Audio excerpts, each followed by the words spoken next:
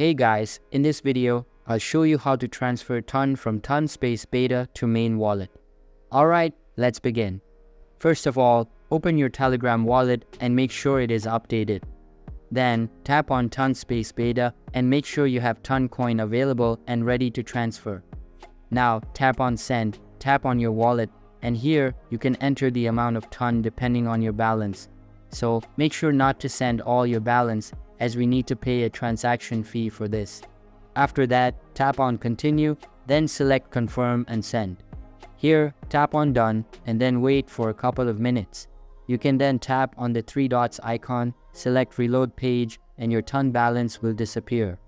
Now, if we check our main wallet, you can see that our ton from ton space beta has been successfully transferred to our main wallet. So that's basically how you can transfer ton from ton space beta to main wallet. And that's it for this video. If you find this helpful, consider subscribing and giving this a big thumbs up. Thanks.